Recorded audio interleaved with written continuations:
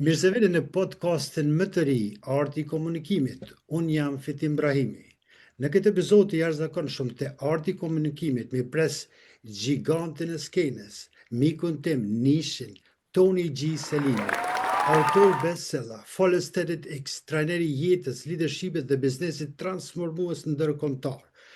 Paramendon 28.000 orë punë me lider supermarkets dhe profesionalistë në të gjithë botën. E kemi knatësinë që ai sot me neve ndan mësime jetike për të ngritur mënyrën e komunikimit, sjelljes, inteligjencës emocionale. Pra, Toni, mirë se vini, është knatësi t'ju kemi këtu.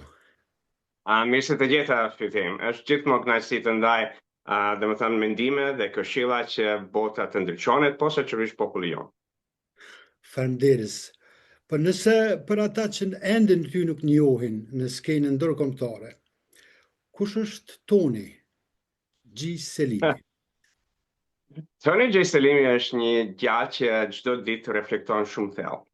Është një djalë që mediton çdo ditë, duke shkruar, duke ndjekur, domethënë, krijueshmërinë, duke ndjekur natyrën dhe duke ndjekur çdo gjë që ndodh në jetën e jashtme, dhe si ajo reflekton në mbretën në botën time të mbreshme, por gjithashtu si ajo bota ime e mbrëmshme reflektohet në pasqyrën e jetës së jashtme.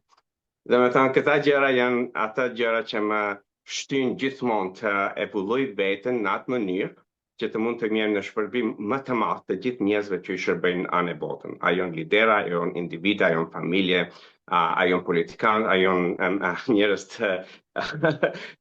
të famshëm botror si në Hollywood ose familjet mbretërore.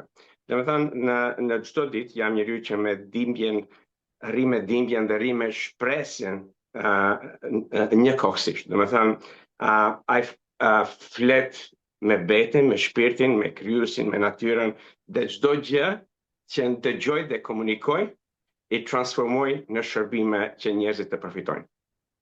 Shumë faleminderit. Një hyrje shumë e fortë dhe shumë e vërtetë dhe shumë e drejtë. Po në fakt kush janë njerëz që kërkojnë ndihmë te ti dhe çfarë i shtyn ata të vinë pikërisht në ato momente më të rëndësishme të jetës? Domethënë, çdo njeri përballohet me sfida të ndryshme.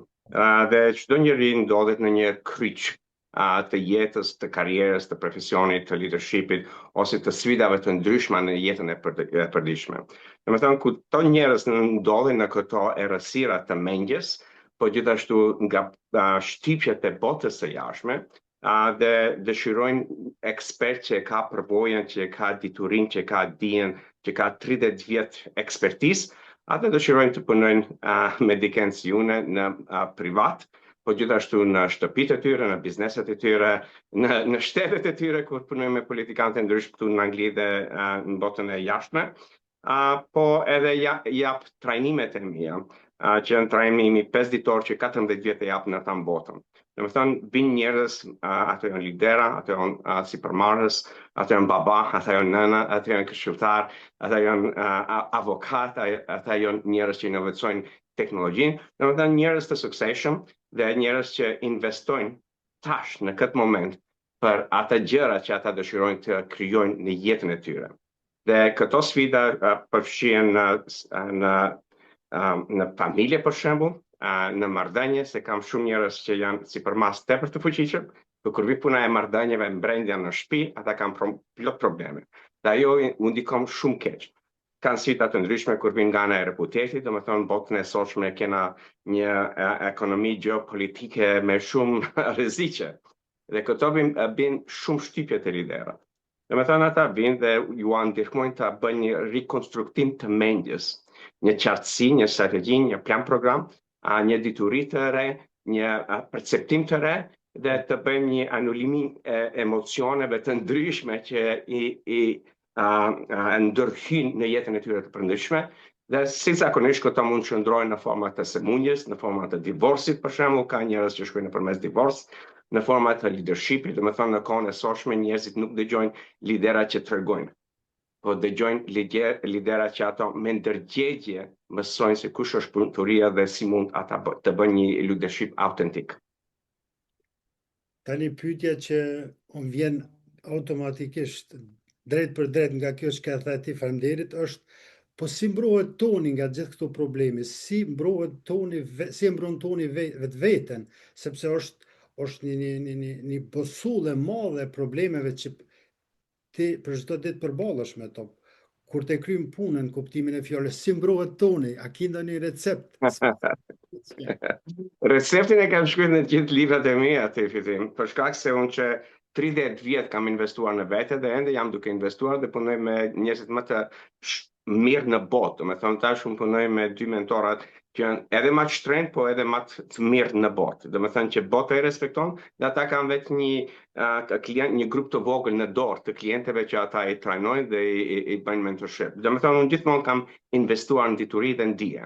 Dhe kuptimin e psikologjisë, kuptimin e inteligjencës emocionale, kuptimin e komunikimit me veten.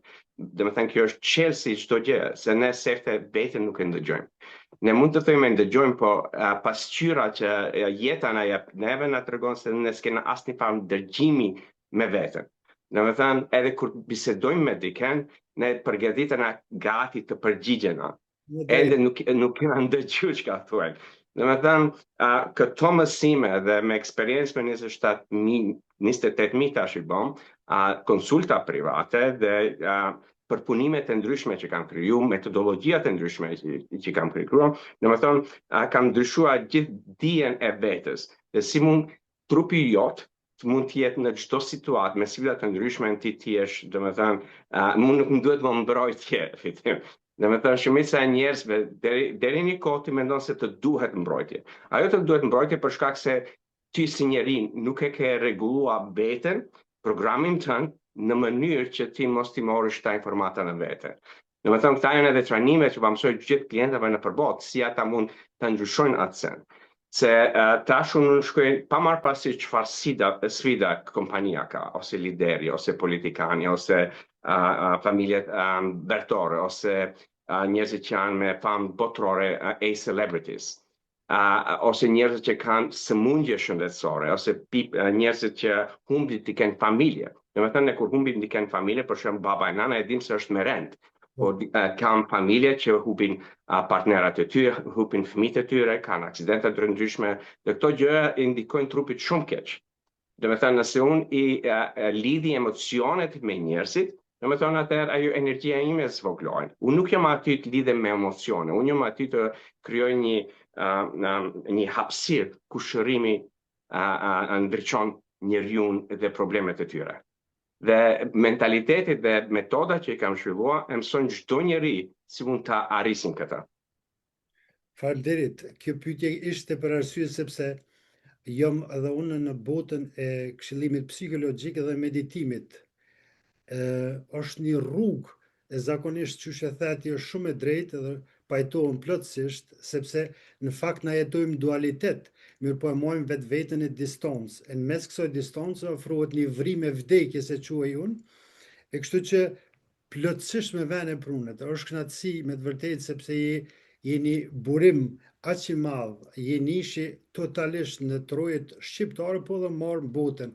Ashtu të shohën edhe është një kënaqësi që e kemi mundësinë të mësojmë diçka nga ti. E kemi mundësinë të jemi pjesë e kësaj lojet shumë të bukur. Dualiteti është aty, dhe me thëmë për gjithë nga mirë që në teke asë në fitim, se në librin e dytë, #vetmia, #loneliness, flasi gjithë kapitullin për dualitetin, për të kuptoni njeriu dualitetin nga ana e shkencës, nga ana e matematikës, nga ana do të thonë ligjeve kozmike, dhe si këto treja aplikojnë në sjelljen njerëzore, në psikologjinë, gjendjen emocionale, dhe si ne mund të shfrytëzojmë dualitetin, do të thonë minimizimin e polaritetit të mendjes, që mendja të bëhet më e balancuar, dhe në atë mënyrë që mund të jesh një njeri që reagon bisedë, për të jesh një njeri që ndëgjon me vëmendje. Po është me të vërtetë një problem, sepse gjithë përgatiten me thoni përgjigje, jo për të kuptuar totalisht. Cilat nga veprat e tua mendon se ka krijuar ndikim më të thellë të lexuesit e tu dhe pse? Dhe me thëmë, çdo vepër, kur u nisa në këtë rrugë, fitim, unë e disha se shumica e njerëzve trajtojnë simptomat, por nuk shkojshin thellë. Për shkak se gjithë sfidat që i kam të kalu gjatë jetës, edhe këta janë shumë të mëdha. Unë gjithmonë dëshiroja të di ku është çelësi pse vin deri këto sfida. Sefte sfidat personale dhe betejat e ndryshme që ne me vetveten mirën në çdo ditë, dhe betejat që mendja dhe mendimi negativ dhe emocionet tona që mund të na bëjnë në kamp, domethënë përkulen atë këto sende deri kur trupi smuhet. Por gjithashtu betejat e ndryshme ne si popull që e kina pas, për shembull gjithë në luftën që e kishim, sa humbje kina pas, në nështrimi i popullit tonë, dhe s'kina pas liri që ne ndryqojmë si popull. Domethënë gjithë kush neve na kanë sunduar. Dhe si vogël unë e kam bërë një gjë që nuk besoja se unë nuk jam i vlerëshëm se jam shqiptar. Unë e pas vlerën të ne si shqiptar, pa marrë parasysh se shumica e popullve dëshirojnë neve të na sundojnë dhe të na zhdukin. Domethënë nuk e pranoja atë realitet. Dhe gjithmonë e pyetja pse veten. Jo veten, por gjithashtu çdo njeri që kisha afër meje. Për shkak se edhe mësova në gjuhën maqedone. Domethënë ne ishim detyruar të mësojmë gjuhë tjetër. Dhe në vetjen këtë diturin time, gjithmonë mendojsha pse ne më të stjenat barabartë. Domethënë, i kombinova 30 vjet shkencës, diturisë, por gjithashtu me gjithë këto sfida, beteja që të kalova, edhe në Maqedoni, edhe në Zagreb, kur u regjistrova te Fakulteti i Inxhinierisë, më të mirë në ish Jugosllavi, dhe isha në tabelën numër 1 provimin pranues. Edhe kur lufta nisi, domethënë ishin betejat ndryshme që dëshin edhe të na zhdukin si popull në Jugosllavi, po pastaj isha edhe kur mbrita edhe në Londër, pas trehu, pasgjë, pa gjuhë pasgjë, domethënë këta sende dysha të mbledhi së bashku dhe të shfrytëzoj domethënë teknologjinë, të shfrytëzoj biznesin, të shfrytëzoj diturinë që e mora në shkollë, inxhinierin, po gjithashtu sjelljen e organizatave dhe psikologjisë, dhe të bëj disa metodologji dhe të shkruaj libra që më tepër njerëzit të përfitojnë për këto sende. Domethënë në librat e parë, për shembull në libri i parë Path to Wisdom, ai shkruajnë tam botën. Nuk e pritnja domethënë se libri do të bëhet aq i suksesshëm. Por atëherë kur e shkruajta edhe librin e dytë #loneliness, The Virus of Modern Age, virusi i jetës kohës moderne. Kjo gjithashtu preku me miliona njerëz, përse flet për një plagë universale që shumica ne nuk guxojmë ta pranojmë me veten. Domethënë ajo vetmia, ato plagat në shpirt që i kanë ata gjëra që nuk i themin as partnerit, as nënës, as babas, as fëmijëve, as njerëzve që i njohin. Ky libër u bë zëri i miliona njerëzve që ndjeshin të padukshëm dhe i dha një gjuhë dhimbjes së heshtur, por gjithashtu një gjuhë gjithë këto sfidave dhe çka ndodh me ne me këto sfida. Pse disa njerëz i tekalojnë sfidat, pse njerëz tjetër rrinë në këto sfida. Domethënë, gjithashtu kjo libri i fundit që jam duke shkruar është libri si udhërrëfyrës për liderat, për pronarët e biznesit dhe njerëzit që dëshirojnë të ngrinë biznesin dhe si mund të kenë këto 12 hapat e ndryshme. Dhe gjatë Covidit shkruajta librin The Unfakeable Code. Domethënë ajo ishte pse erdhëm deri te Covidi. Domethënë si janë gjithë këto njerëzit që ne në shpirt jena autentik, por me botën e jashtme ne kena maska të ndryshme që i vendojnë vetes dhe dalim. Këto maska i kina edhe me veten, domethënë kur e shohim veten pasqyrë, para se me daldiken, para se me takudiken, para se shku me një trajnim, para se me trajnu një shok ose një klient. Por gjithashtu në familje, me partnerat tonë, me fëmijët tonë, me familjet tona. Domethënë njerëzit që jetojnë me maska. Dhe The Unfakeable Code u shkruajt momentin kur u kthera prej trajnimit, isha në Costa Rica, po Dominican Republic, dhe kur u ktheva në Londër, hytëm në lockdown. Më thënë, u mbyllën gjithë kufit. Dhe thash me klienta që përpunojshin me njerë, unë shkova në Zoom, për shkak se kam 17 vjet karrierën në teknologji, dhe më thënë, unë s'kisha problem të transformoj gjithë biznesin tim në digital, dhe puna shumë shpejt, për një javë i bëm këta sende. Dhe puna ime vazhdoi, dhe biznesi im u ngrit mbi 10 herë gjatë Covidit dhe kam vetë në atë nivel tash. Për shumica e njerëzve humbën biznesit gjatë Covidit, për shkak nuk i kishin diturinë që duheshin ta kenë, për që ata mund menjëherë të adoptojnë me një rrethanë të ndryshme që asnjëri prej ne nuk e pritëm. Dhe ai libër flet për 5 maska të ndryshme dhe si këta 5 maska neve na çojnë të bëjmë vendime që nëse ti je një lider e bën një vendim në atë nivel botror, ti mund ta shkatrosh tan botën. Po gjithashtu me një mendim, me një fjalë ti mund ta rindërtosh gjithë botën. Dhe me thënë edhe një kapitull, një ndër parimet e kësaj metodologjie është komunikimi. Dhe me thënë komunikimi autentik. Dhe nëse ne nuk e zhvillojmë psikologjinë, psikologjia nuk zhvillohet një herë. Do të thonë edhe nuk zhvillohet vetë. Psikologjia si duhet një ekspert afër tij që të na dëgjon gjithë psikologjinë. Edhe pse shumica e njerëzve në këtë punë ata nuk kanë ekspert dhe nuk investojnë në ekspert. Do të thonë ata shkojnë kadale, por realiteti është veç një ekspert mund të ndëgjon ty. Do të thonë diturinë kur e marrim re për jashtë, ajo shkon mbi diturinë e atë që e ke. Do të thonë nuk ndryshon shumë psikologjia. Mund të ndryshon 1%, 2%, por një ekspert të ndryshon për të jetën. Edhe bëj psikologjinë për shkak se të ty fokusohet. Do të thonë të ndëgjon mendjen, të dëgjon fjalët, të dëgjon dialogun, të dëgjon programimin që ke, të dëgjon çdo fjalë. Dhe me trajnime të rregulla, gjithmonë e shoh psikologjia e gjithë klientëve ndryshon. Pse? Për shkak natyra ndryshon gjithmonë. Dhe ne nëse nuk japim upgrade vetes gjithmonë, dhe nuk investojmë këtë sen, ne asnjëherë nuk mund ta çlirojmë atë potencialin që kena. Unë takoj shumë njerëz me vite, ende janë ku më tani ishin para 10 vjetëve. Do të thonë, dallimi është shumë i vogël. Do të thonë, këto sende janë gjëra që më shtytën të shkruaj libra, dhe libri tjetër që shkruhet A Path to Excellence të shkruhet me një metodologji shumë të re për njerëzit që do të thonë nuk i japin vetes liri të krijojnë aq që dëshirojnë jetë. Shumë e drejtë. Dhe do të thonë, kur vin nga ana e qartësisë, se shumica e njerëzve nuk e kanë qartë çka është ajo pse janë këtu në këtë botë. Do të thonë, të gjithë librat japin një udhërrëfim të jetës tënde se si mund të krijosh ti një jetë prej asgjë. Do të thonë, prej asgjë mendojnë në atë mënyrë që ti ke eksperiencë pa marrë parasysh a ke shkolla, nuk ke shkollë. Ti në shpirt ke një do të thonë një thirrje të shpirtit që dëshiron të krijosh të manifestosh në këtë botë. A është një produkt, a është një biznes, a është një gjë, pa marrë parasysh, ne gjithë kena këta shpresira në vete që ne duhet përpunojmë të mbushim këto shpresira dhe ta ngrim vizionin tonë jetësor në sferën e spiritualitetit, mendjes, emocioneve, marrëdhënieve, biznesit, karrierës, rrjetes sociale dhe në filantropi kur vin njerëzit në nivelin ku ata punojnë në përbotë.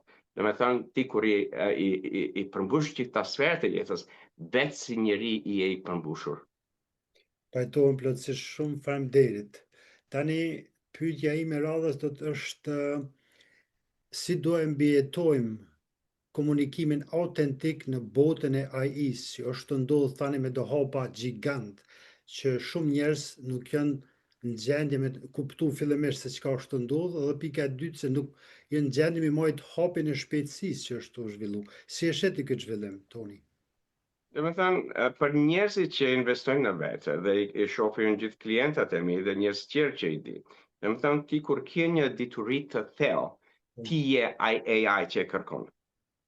Po me fat keq, do të thënë, nëse njeriu nuk e menaxhon jetën e vet, dhe nuk ka integritet me veten, nuk ka komunikim autentik me veten, dhe nuk e ndëgjon veten, edhe ti merr një mjet shumë të fuqishëm jashtë vetes, ti do krijosh shumë varësia të ndryshme me teknologjinë.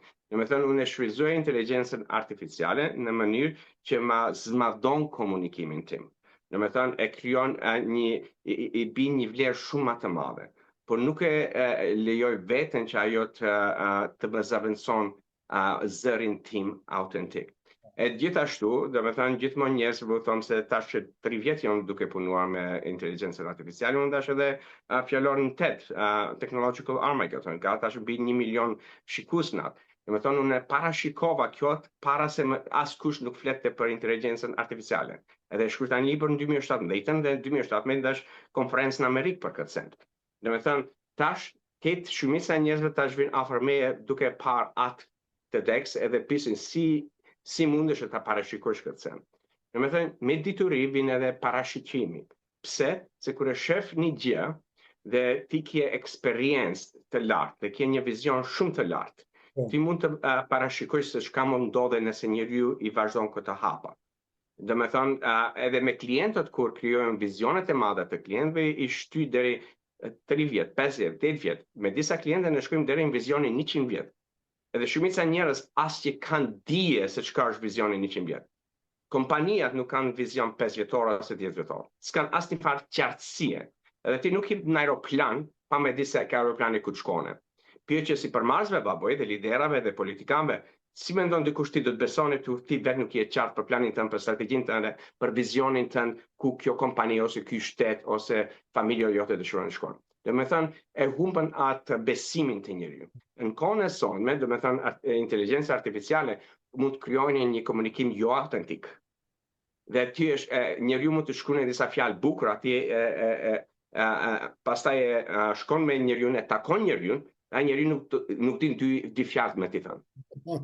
Domethënë kjo mund të jetë si një pushkë ndaj vetes, domethënë e vret veten me këto sende. Prandaj besoj në komunikimin autentik dhe prandaj besoj me përdorje e teknologjisë në mënyrë të ndërgjegjshme, fitim. Shumë faleminderit. Toni, pyetja radhës është sidomos për komunitetin shqiptar anë mban botës, kanë kriju ajo që e kanë vretën, kanë kriju një komoditet, kanë kriju një pasuri, pavarësisht në çfarë forme, mënyre, po si e sheh, sepse kam shumë kërkesa, mirë po shumë njerëz nuk e kuptojnë se sa rëndësishëm është të kesh një mentor. Të lutem na shpjego pak sa më qartë që të kuptojnë edhe njerëz, sidomos në komunitetin shqiptar, se është shumë e rëndësishme të kesh një mentor që të përcjell dhe që ka kaluar rrugën ku ti do të kalosh. Domethënë vapysi unë shqiptare për piqen. Piqja është pse shkon te mjeku. Po.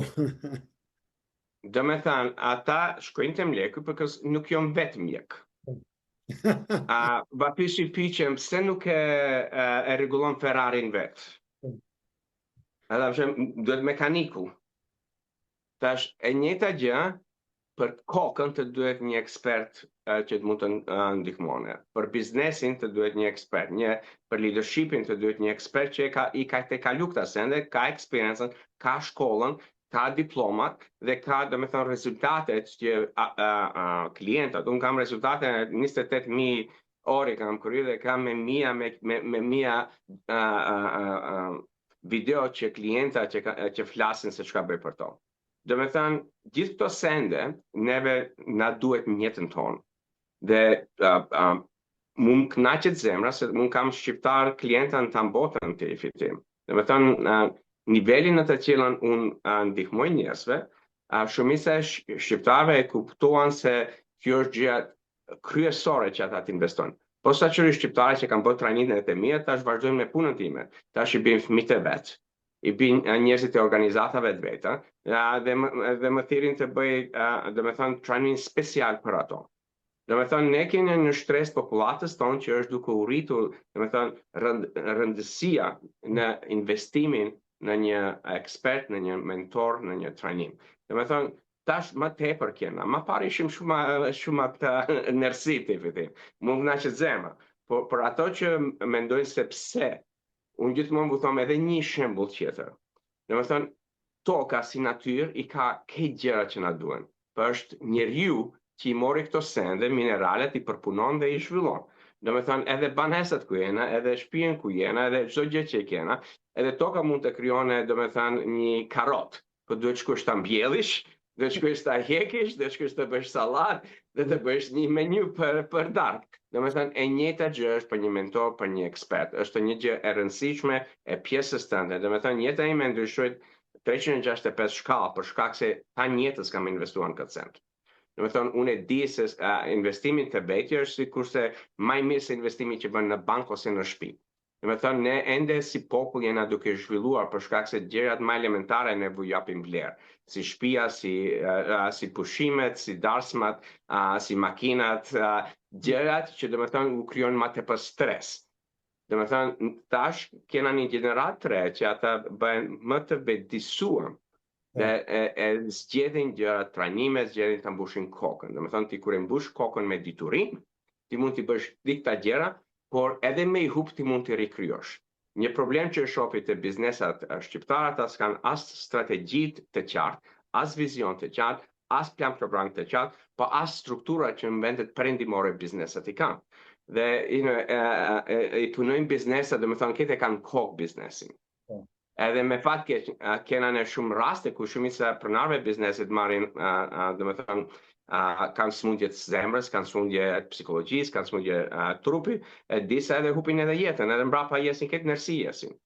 Dhe me thonë, këto masa duhet si përmarrësi shqiptar, liderë shqiptar, të investojnë në këto sende për shkak se ata e sigurojnë jo vetëm veten, po sigurojnë edhe të ardhmërinë e vetes, të ardhmërinë e biznesit, punëtorisë të tyre, dhe të mund të krijojnë përveç se financave. Shqiptarët shumica e tyre fokusohen te financa, harrojnë gjithçka që vjen deri te financa. Posaçërisht kur vjen ke punëtoria, kur vjen domethënë në kohën e sotshme, njeriu sot nuk do të punonte për ty veç për para. Jo. Ata dëshirojnë çdo gjë të jetë në biznes rregull, që ata të ndjen pjesë e biznesit, dhe të kenë të japin një vlerë të madhe në biznes, dhe të krijojnë një karrierë, një perspektivë për veten. Do me thonë, liderët e sotshëm duhet të ndryshojnë mënyrën e leadershipit të tyre, mënyrën e komunikimit, mënyrën e menaxhimit, mënyrën e tregimit dhe foljes. Është kënaqësi që nuk kam diçka që më shtu, po veç po mushna nga ajo që po thu se shumë çka është nivelin pikrisht që e përmene ti edhe rendite ashtu me radhë. Me të vërtetë është shumë e çuditshme, mirë po është një tjetër temë. Tani, nëse Toni i ka 60 sekonda kohë, cilat do të ishin ato që doja thoj botës? Hapi parë është, dhe me thënë, ndëgjo brenda. Dhe me thënë, zhyte veten në atë botën tënde. Edhe në atë botën tënde, shfrytëzoje syrin e mbrëmshëm. Syri i mbrëmshëm është një reflektim i qartë i vetes se kush je ti, dhe çka ndodh në botën tënde, çka ndodh në organet tënde, çka ndodh në traumat e ndryshme të jetës që i ka, dhe si ato shfaqen te ty. Dhe me thënë, nëse kur fokusohena në ky syri mbrëmshëm, ne atër mund ta kuptojmë se syri i jashtëm, do me thënë bota, realiteti, pse na reflekton këtë realitet neve. Pse unë gjendem në këtë realitet? Ajo mund të jetë nëse ke problem me financat, nëse je duke shkuar në për divorc, nëse ke problem me shëndetin, nëse ke problem me vllaun, me motrën, me botën. Dhe me thënë, këta dy sy janë aq të rëndësishëm për ne si njerëz që mund të shohim veten me një pasqyrë objektive. Shumica njerëzve e kanë humbur këtë pasqyrë objektive dhe i kanë mendimet i kanë shumë tepër të polarizuar dhe kanë më tepër bias. Do të thënë, kur psikologjia polarizohet, kjo pasqyrë ndryshon. Do të thënë, në mënyrën në të cilën e shohim botën është në mënyrë shumë tepër negative. Dhe posaçërisht ajo është, do të thënë, si e shohim ne veten. Dhe këto dy pasqyra është gjërat më kryesore që njeriu mund t'i pastrone me veten. Pasqyrën e mbrëmshme që të krijosh në realitet të jashtëm. Dhe kur ti krijon atë qetësinë në vete, ti mund të ndëgjosh shumë më tepër se atë komunikimin që ndodh në gjithë trupin, mendjen, shpirtin dhe zemrën tënde. Faleminderit shumë. E kam një dëshirë, vullnet edhe shpresë. E kjo do të ishte, a do e shohim së shpejti ose ndërkohë Toni G. Selimin në një funksion të përgjithshëm total si drejtor general i zhvillimit personal të një institucionit duke përfshi vendet e Ballkanit si Kosovën, Maqedoninë, Shqipërinë, Malin e Zi, gjithatë, se nuk ka diçka tillë, nuk ka akademi të spikave, nuk ka akademi zhvillimit personal. Unë që ka jem të po, momentalisht jenë disa njerës që po mundu, mirë, por nuk kanë ata background, nuk kanë diçka, nuk kanë fuqi. Por dëshira ime personale, po nisë nga vetvetja, dhe të ishte që ju t'jini ai që e mon flamurin edhe ju prind tjerve, nga përgjësia etiko-morale, se ju e dini sakt se ku jemi si popull, edhe ju e dini sakt se çka na duhet ne. Në misionin tim botror tim, dhe me thënë, unë jam mision që 1 miliard njerëz në përbot të përfitojnë me metodologjit, me diturit, me strategjit dhe me gjëra që i kam zhvilluar me 30 vjet për kushtim të zemrës, të trupit, të mendjes dhe të parave në çlirimin e potencialit njerëzor. Trojet tona gjithë kanë rrugën hapët të hynë në kontakt dhe të më punësojnë të fakryoj këto sende. Me thonë, unë jam duke kryoj shumë sende dhe akademi sende, dhe jo, ta jonë duke kryoj në mënyrë botërore. por gjithashtu edhe populli jonë do të përfitone për të sende.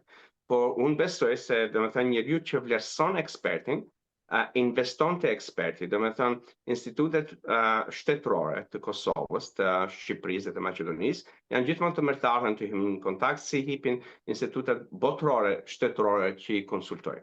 Domethënë më ka dhënë edhe një nëse realizohet vitin e ardhshëm, varet se prej ditarit tim të bisedoj të jap një fjalim në Davos, domethënë te liderat botëror. Domethënë unë përgatitem, aty përgatitem. Dhe liderat shqiptar, politikanët shqiptar e kanë këtë rrugën hapët hynë të bëjnë këto trajnime. Dhe njerëzit që dëshirojnë të krijojmë edhe një gjë më atëpër akademike, ata mund të grupohen dhe mund të hyjnë kontakt të bëjnë një trajnim privat me ato, të investohen dhe me investimet e duhura gjithë këto sende mund të krijohen fitim. Por ato patjetër duhet të bëjnë japin parat aty ku është goja. Domethënë, unë nuk shkoj me njerëz që flasin, unë shkoj me njerëz që me vepra, me investime i krijojmë gjërat. Domethënë, këta njerëz e din vlerën time, por gjithashtu e din vlerën të cilën mund t'ua krijoj, dhe ata s'kan problem të investojnë atë që duhet të investojnë që të punojnë me mua privatisht. Shumë faleminderit, shumë e qartë, do të jetë për mua kjo një ëndër që ndoshta në të ardhmen do të plotësohet nëse infrastruktura ndërtohet. Do gjën nisën me ëndër fitim. Edhe besoj se çdo njeri kam plot njerëz shqiptar që hyjnë në kontakt, që domethënë ata që nuk mund të si kanë financat momentalisht punojnë me nuk vet, ata krijojnë grupe të vogla tash. Tash un kam grupe shqiptare që i bashkojnë financat dhe i trajnojnë. Edhe bëjnë në Evropë është minimum 3 ditë. Jashtë Evropës është 5 ditë ose 10 ditë, mbaret ku në përballë. Domethënë, gjithmonë mundësia është aty për njeriu që vlerëson dijen, vlerëson vizionin, vlerëson domethënë çka mund kjo t'i japë një vlerë shumë të madhe popullit tonë. Se popullit tonë i duhet përstepërmi. Se jena një popull që me plot trauma, me plot shërime, me plot grindje. Po gjithashtu i kena disa vlera që tepër i mbrojnë në përballë si shqiptar. Domethënë kur vin pana nga mikpritja, kur vin pana nga Darskmar, kur vin pana nga shumë sende në popullin tonë kena të mira. Po investimi më i madh populli jon që mund të bëjë është në diturinë, në dije, në edukim, në shkolla, në gjëra që domethënë e ngrin gjithë botën, e ngrin biznesin, e ngrin ekonominë, e ngrin negociatat, e zdrojnë domethënë korruptimin dhe krijojmë disa lidera që janë autentik, që me të vërtetë krijojnë një vizion për popullin tonë. Unë kam bërë disa sende për disa individa që punojnë në trojet tona në shtet. Po është rruga shumë e ngadalshme. Domethënë unë i thirrë i gjithë një hin kontakt me sekretareshën, një prenotojnë çka duhet prenotojmë dhe unë me gjithë qef popullit tim ndihmoj. Domethënë puna ime është në tan botën, por gjithashtu është e hapur për gjithë njerëzit shqiptar që dëshirojnë të investojnë dhe të krijojnë gjëra më të mëdha. Ishte me të vërtetë kënaqësi, ishte një leksion për gjithë ne si komunitet shqiptar në tërë botën. Ishim shumë e fat të ndanim kohën me ty në momentet më rëndësishme tani, sepse jemi në zhvillim në sipër. Toni, ju falenderoj nga thellësia e shpirtit, me të vërtetë ishte kënaqësi dhe desha së fundit të flas edhe një herë që është kënaqësi që e filluam me një marrësi me nishin, me gigantin e skenës, sepse kemi diçka ku flasim, kemi diçka që është nevojë të flitet dhe me të vërtetë do vazhdojmë në hapjen e radhës në episodin e ri. Deri atëherë, mirëmbëjtje, faleminderit dhe mirupafshim. Toni nga thellësia e shpirtit, përshëndes. Përshëndes dhe faleminderit.